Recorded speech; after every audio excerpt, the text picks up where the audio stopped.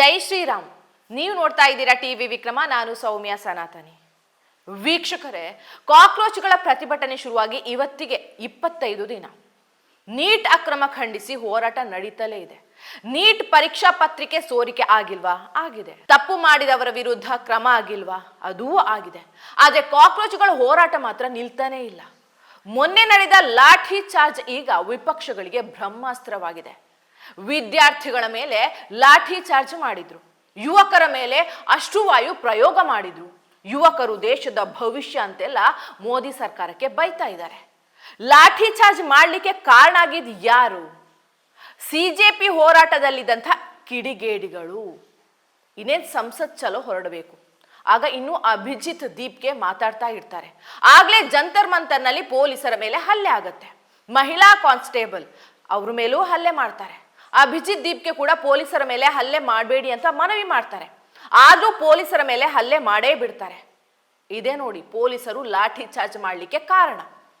CJP ಹೋರಾಟ ಹಳಿ ತಪ್ಪಿದ್ದು ಹೀಗೆ. ಅದಾದ ಬಳಿಕ ನಡೆದಂಥ ದಾಳಿಗಳು ರಣಭೀಕರ. ಪೊಲೀಸರಿಗೆ ಕಂಡಲ್ಲಿ ಹೊಡೆದಿದ್ದಾರೆ. ಪೊಲೀಸರ ವಾಹನಗಳು ಜಖಂಗೊಂಡಿವೆ. ಪೊಲೀಸರ ಮೇಲೆ ಹಲ್ಲೆ ನಡೆಸಿದ್ರು ಕೂಡ ಲಾಠಿ ಚಾರ್ಜ್ ಮಾಡಬಾರ್ದಿತ್ತ? ಕೆಲವು ಪ್ರಮುಖ ಬೇಡಿಕೆ ಇಟ್ಕೊಂಡು ಹೋರಾಟ ಮಾಡ್ತಾ ಇದ್ದೀರಾ, ಮಾಡಿ. ಆದರೆ ದಂಗೆ ದಾಂಧಲೆ ಮಾಡೋದು ಯಾಕೆ? ಇನ್ನೊಂದು ಬಾಂಗ್ಲಾದೇಶ ಮಾಡ್ತೀನಿ, ಮತ್ತೊಂದು ನೇಪಾಳ ಮಾಡ್ತೀನಿ, ದೇಶ ಬಿಟ್ಟು ಮೋದಿ ಓಡಿಸ್ತೀವಿ ಅಂತೆಲ್ಲ ಹೇಳ್ತಾರೆ. ಹಾಗಿದೆ ಸಿಜೆಪಿ ಪ್ರತಿಭಟನೆಯ ಉದ್ದೇಶ ಆದ್ರೂ ಏನು? ನೀಟ್ ವಿದ್ಯಾರ್ಥಿಗಳಿಗೆ ನ್ಯಾಯ ಕೊಡಿಸೋದಾ? ಮೋದಿ ವಿರೋಧ ಮಾಡೋದಾ? ವೀಕ್ಷಕರೇ, ಬೇಸರದ ಸಂಗತಿ ಏನು ಗೊತ್ತಾ? ರಾಹುಲ್ ಗಾಂಧಿ ವಿದ್ಯಾರ್ಥಿಗಳ ವಿಷಯದಲ್ಲೂ ರಾಜಕೀಯ ಮಾಡ್ತಾ ಇರೋದು. ನಿನ್ನೆ ಏನಾಯ್ತು? ಲೋಕಸಭೆಯಲ್ಲಿ ಸ್ಪೀಕರ್ ಓಂ ಬಿರ್ಲಾ ಭೇಟಿಯಾಗಿ ನೀಟ್ ಅಕ್ರಮದ ಬಗ್ಗೆ ಚರ್ಚೆಗೆ ಅವಕಾಶ ನೀಡಿ ಅಂತ ಹೇಳಿದ್ರು. ಅದಕ್ಕೆ ಓಂ ಬಿರ್ಲಾ ಸರ್ಕಾರದ ಜೊತೆ ಚರ್ಚೆ ಮಾಡಿ ಹೇಳ್ತೀನಿ ಅಂದಿದ್ದಾರೆ. ಇದಾದ ಬಳಿಕ ಸೀದಾ ಮೋದಿ ನಿವಾಸಕ್ಕೆ ಬಂದಂಥ ಕಾಂಗ್ರೆಸ್ ನಾಯಕರು ಧರಣಿ ಕೂತೇ ಬಿಟ್ರು. ನಮ್ಮನ್ನು ಬಂಧಿಸಿ ಕೈಗೆ ಕೋಳ ಹಾಕೊಂಡು ಪ್ರತಿಭಟನೆ ಶುರು ಮಾಡಿದ್ರು. ಮೊದಲು ರಾಹುಲ್ ಗಾಂಧಿ ಹೇಳಿದ್ದೇನು? ನೀಟ್ ಅಕ್ರಮದ ಬಗ್ಗೆ ಚರ್ಚಿಸಲಿಕ್ಕೆ ಅವಕಾಶ ನೀಡ್ತಾ ಇಲ್ಲ, ವಿದ್ಯಾರ್ಥಿಗಳ ಮೇಲೆ ಲಾಠಿ ಚಾರ್ಜ್ ಆಗಿದೆ, ಹೀಗಾಗಿ ನಾವು ಧರಣಿ ಕೂತಿದ್ದೇವೆ ಅಂತ ಹೇಳಿದ್ರು. ಅದಾದ ಬಳಿಕ ಕೇಂದ್ರ ಸಚಿವ ಜಿತೇಂದ್ರ ಸಿಂಗ್ ಮೋದಿ ನಿವಾಸದ ಪ್ರತಿಭಟನಾ ಸ್ಥಳಕ್ಕೆ ಬಂದ್ರು. ಪ್ರತಿಭಟನೆ ಕೈಬಿಡಿ, ಮೋದಿ ನಿವಾಸದ ಎದುರು ಧರಣಿ ಬೇಡ ಅಂತ ಮನವಿ ಮಾಡಿದ್ರು. ಅದಕ್ಕೆ ರಾಹುಲ್ ಗಾಂಧಿ ಏನ್ ಹೇಳಿದ್ರಂತೆ? ಸಂಸತ್ನಲ್ಲಿ ನೀಟ್ ಅಕ್ರಮದ ಚರ್ಚೆಗೆ ಅವಕಾಶ ನೀಡಿ, ಈಗಲೇ ಧರಣಿ ಕೈ ಬಿಡ್ತೀವಿ ಅಂದ್ರಂತೆ. ಆಯ್ತು, ನಾಳೆ ಸಂಸತ್ನಲ್ಲಿ ನೀಟ್ ಚರ್ಚೆ ಮಾಡೋಣ ಬನ್ನಿ ಅಂದ್ರಂತೆ. ಆಗ ಇಲ್ಲ, ಅದಷ್ಟೇ ಅಲ್ಲ, ನಮ್ಮ ಇನ್ನ 5 ಬೇಡಿಕೆ ಇದೆ. ಕೇಂದ್ರ ಸಚಿವ ಧರ್ಮೇಂದ್ರ ಪ್ರಧಾನ್ ರಾಜೀನಾಮೆ ನೀಡಬೇಕು, ವಿದ್ಯಾರ್ಥಿಗಳ ಪ್ರತಿಭಟನೆ ವೇಳೆ ನಡೆದಂಥ ಹಿಂಸಾಚಾರದ ಬಗ್ಗೆ ತನಿಖೆ ಮಾಡಿಸಿ, ಮೊನ್ನೆ ನಡೆದ ಹಿಂಸಾಚಾರದ ಬಗ್ಗೆ ಸಂಸತ್ನಲ್ಲಿ ಅಮಿತ್ ಶಾ ಹೇಳಿಕೆ ನೀಡಬೇಕು, ವಿದ್ಯಾರ್ಥಿಗಳ ಮುಂದಿಟ್ಟಿರುವಂತಹ ಬೇಡಿಕೆಯನ್ನು ಈಡೇರಿಸಬೇಕು, ಆತ್ಮಹತ್ಯೆಗೆ ಶರಣಾದ ವಿದ್ಯಾರ್ಥಿಗಳ ಕುಟುಂಬಕ್ಕೆ ಪರಿಹಾರ ನೀಡಬೇಕು. ಇದೆಲ್ಲ ಬೇಡಿಕೆ ಈಡೇರಿಸಿದ್ರೆ ಧರಣಿ ಕೈ ಬಿಡ್ತೀವಿ ಅಂದ್ರಂತೆ. ರಾಹುಲ್ ಗಾಂಧಿ ಅವರೇ, ಮೊದಲು ಒಂದೇ ಬೇಡಿಕೆ ಹೇಳಿದ್ರಿ, ಈಗ ಇದೆಲ್ಲ ಹೇಳ್ತಿದ್ದೀರಿ ಅಂದ್ರೆ ಅದು ಹಾಗೆ ಹೀಗೆ ಅಂದ್ರಂತೆ.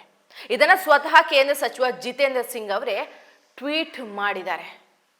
ವೀಕ್ಷಕರೇ, ಇದನ್ನ ನೋಡಿದ್ರೆ ನನಗೆ ಅನಿಸಿದ್ದು ಏನಂದ್ರೆ, ಇವರಿಗೆ ವಿದ್ಯಾರ್ಥಿಗಳಿಗೆ ನ್ಯಾಯ ಸಿಗೋದು ಬೇಡವೇ ಬೇಡ, ಪೊಲಿಟಿಕಲ್ ಹೈಡ್ರಾಮಾ ಆಗ್ಬೇಕು ಅಷ್ಟೇ.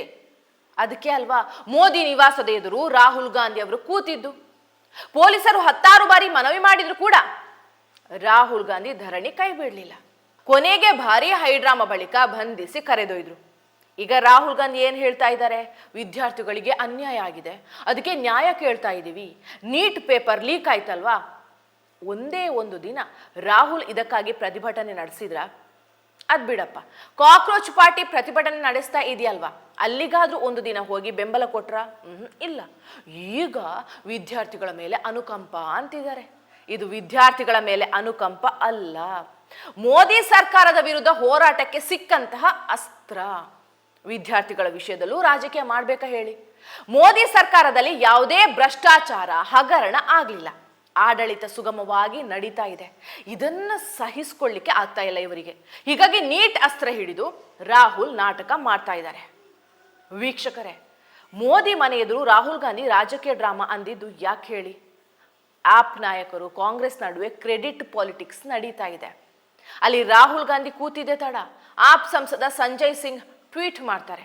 ಕಾಕ್ರೋಚ್ ಪ್ರತಿಭಟನೆ ದುರ್ಬಲಗೊಳಿಸಲಿಕ್ಕೆ ಮೋದಿ ಅವರೇ ರಾಹುಲ್ ಗಾಂಧಿ ಅವರನ್ನ ಧರಣಿ ಕೂರಿಸಿದ್ದಾರೆ. ಇದು ಆಪ್ ಸಂಸದನ ಟ್ವೀಟ್.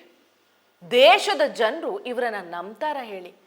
ಕಾಕ್ರೋಚ್ ಪ್ರತಿಭಟನೆ ಹತ್ತಿಕ್ಲಿಕ್ಕೆ ಮೋದಿಯೇ ರಾಹುಲ್ರನ್ನ ಪ್ರತಿಭಟನೆಗೆ ಕೂರಿಸಿದಾರಂತೆ. ಇವರಿಗೆ ಏನು ಹೇಳೋಣ ಹೇಳಿ? ಈ ಟ್ವೀಟ್ ಮರ್ಮ ಏನು? ಅಯ್ಯೋ, ಹೋರಾಟದ ಕ್ರೆಡಿಟ್ ಆಪ್ಗೆ ಸಿಗ್ತಾ ಇಲ್ಲ ಅನ್ನೋದೇ ಹತಾಶೆ ಅಷ್ಟೇ. ದೆಹಲಿ ಮಾಜಿ ಸಿಎಂ ಆಪ್ ನಾಯಕಿ ಅತಿಶಿ ಮರ್ಲೇನ್ ಅವರು ಟ್ವೀಟ್ ಮಾಡ್ತಾರೆ, ಜಂತರ್ ಮಂತರ್ನಲ್ಲಿ 1 ತಿಂಗಳಿಂದ ಪ್ರತಿಭಟನೆ ನಡೆದಿದೆ. ಅವರೊಂದಿಗೆ ಮೋದಿ ಮಾತುಕತೆ ನಡೆಸಲಿಲ್ಲ. ಅದೇ ರಾಹುಲ್ ಧರಣಿ ಕೂತ್ರೆ 1 ಗಂಟೆ ಮಾತುಕತೆಗೆ ಬರ್ತಾರೆ. ಇದು ನಿಜಕ್ಕೂ ಅದ್ಭುತ. ಇದು ಎಂಥ ಜುಗಲ್ಬಂದಿ ಅಂತ ಹೇಳಿದ್ರು. ಅಯ್ಯೋ, ಹೋರಾಟದ ಕ್ರೆಡಿಟ್ ರಾಹುಲ್ಗೆ ಸಿಕ್ಕಬಿಟ್ರೆ ಅನ್ನೋದು ಅಷ್ಟೇ ಆಪ್ಗೆ ಚಿಂತೆ. ಸಂಜಯ್ ಸಿಂಗ್ ಟ್ವೀಟಿಗೆ ಕಾಕ್ರೋಚ್ ಪಾರ್ಟಿ ರೀಟ್ವೀಟ್ ಮಾಡಿದೆ. ಪ್ಲೀಸ್ ಜಗಳ ಮಾಡ್ಕೊಳ್ಬೇಡಿ, ಈ ಹೊತ್ತಲ್ಲಿ ನಮಗೆ ಕಾಂಗ್ರೆಸ್ ಸಹಾಯ ಮಾಡ್ತಾ ಇದೆ, ವಿಪಕ್ಷ ನಾಯಕರು ಅವರ ಕರ್ತವ್ಯ ಮಾಡ್ತಾ ಇದ್ದಾರೆ. ಅಷ್ಟೇ ಅಲ್ಲ, CJP ಹೋರಾಟಕ್ಕೆ ಬಂದವರಿಗೆ ಉಪಹಾರ ವ್ಯವಸ್ಥೆ ಮಾಡಿದ್ದಾರೆ. ಇದು ಕಾಕ್ರೋಚ್ ಪಾರ್ಟಿಯ ಟ್ವೀಟ್. ಅರ್ಥ ಆಯ್ತಾ? ಕಾಕ್ರೋಚ್ ಪಾರ್ಟಿ ಹಿಂದೆ ಕಾಂಗ್ರೆಸ್ ಮೊದಲಿನಿಂದಲೂ ಇದೆ. ಮೋದಿ ವಿರೋಧಿಸಲಿಕ್ಕೆ ಒಂದಾದಂತಹ ಒಂದು ಗುಂಪು.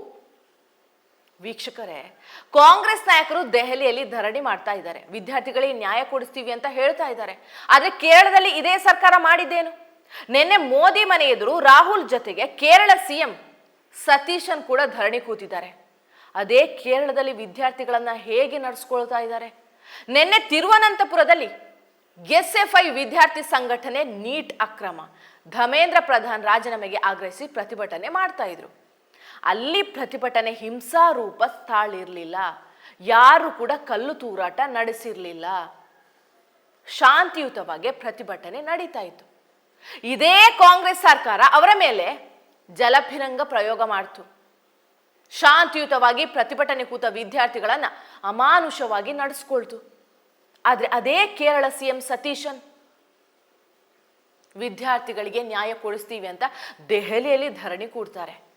ಕೇರಳದಲ್ಲಿ ಜಲಫಿರಂಗಿ ಪ್ರಯೋಗ ಮಾಡಬಹುದು, ಆದರೆ ದೆಹಲಿಯಲ್ಲಿ ಹಿಂಸಾಚಾರ ನಡೆದ್ರೂ ಕೂಡ ಪೊಲೀಸರು ಲಾಠಿ ಚಾರ್ಜ್ ಮಾಡಬಾರ್ದು ಅಲ್ವಾ? ಇದನ್ನ ನೋಡಿದ್ರೆ ಅರ್ಥ ಆಗಲ್ವಾ ನಿಮಗೆ? ಇದು ರಾಹುಲ್ ಗಾಂಧಿಯ ಪ್ರತಿಭಟನೆ ರಾಜ್ಯಕ್ಕೆ ಹೈಡ್ರಾಮಾ ಅಂತ. ವೀಕ್ಷಕರೇ, ಒಂದು ಗುಂಪು ಮೋದಿ ವಿರೋಧಿಸಲಿಕ್ಕೆ ಒಂದೊಂದು ಕಾರಣವನ್ನ ಕೊಡ್ತಾ ಇದೆ, ಹುಡುಕ್ತಾನೆ ಇದೆ. 2019ರಲ್ಲಿ CAA ವಿರೋಧಿಸಿ ಶಾಹೀನ್ ಬಾಗ್ ಹೋರಾಟ ಮಾಡಿದ್ರು.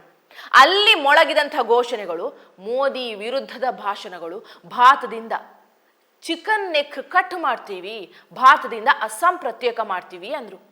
ಈಗ ಕಾಕ್ರೋಚ್ ಪಾರ್ಟಿ ಪ್ರತಿಭಟನೆಯಲ್ಲೂ ಅದೇ ಮಾದರಿಯ ಘೋಷಣೆಗಳು ಕೇಳ್ತಾ ಇವೆ. ಇದು ವಿದ್ಯಾರ್ಥಿಗಳ ಪರ ನಡೀತಾ ಇರುವಂತ ಹೋರಾಟ ಅಲ್ಲವೇ ಅಲ್ಲ. ಇದು ಮೋದಿ ಸೋಲಿಸ್ಲಿಕ್ಕೆ ನಡೆದಂತ ಹೋರಾಟ ಅಷ್ಟೇ. ಇದು ಜನರಿಗೆ ಅರ್ಥ ಆಗಲ್ವಾ? ಅರ್ಥ ಆಗತ್ತೆ. ಸಮಯ ಬಂದಾಗ ಜನ ಉತ್ತರ ನೀಡ್ತಾರೆ. ನೆನೆ ಸೋಷಿಯಲ್ ಮೀಡಿಯಾದಲ್ಲಿ ಒಂದು ವಿಡಿಯೋ ನೋಡ್ತಾ ಇದೆ. ರಾಜಸ್ಥಾನದ ಕೋಟಾದಲ್ಲಿ ನೀಟ್ ಮರುಪರೀಕ್ಷೆ ಫಲಿತಾಂಶ ಬಂದ ಬಳಿಕ ವಿದ್ಯಾರ್ಥಿಗಳು ಸೆಲೆಬ್ರೇಷನ್ ಮಾಡ್ತಾ ಇದ್ದಾರೆ. ನಿಜವಾದ ವಿದ್ಯಾರ್ಥಿಗಳು ನೀಟ್ ರಿಸಲ್ಟ್ ನೋಡಿ ಸಂಭ್ರಮದಿಂದ ಕುಣಿದು ಕುಪ್ಪಳಿಸ್ತಾ ಇದ್ದಾರೆ. ಆದರೆ ವಿದ್ಯಾರ್ಥಿಗಳ ಸೋಗಿನಲ್ಲಿರುವಂತಹ ಮೋದಿ ವಿರೋಧಿಗಳು ದೆಹಲಿಯಲ್ಲಿ ಪ್ರತಿಭಟನೆ ಮಾಡ್ತಾ ಇದ್ದಾರೆ. ಯಾವುದು ಹೋರಾಟ, ಯಾವುದು ಹಾರಾಟ?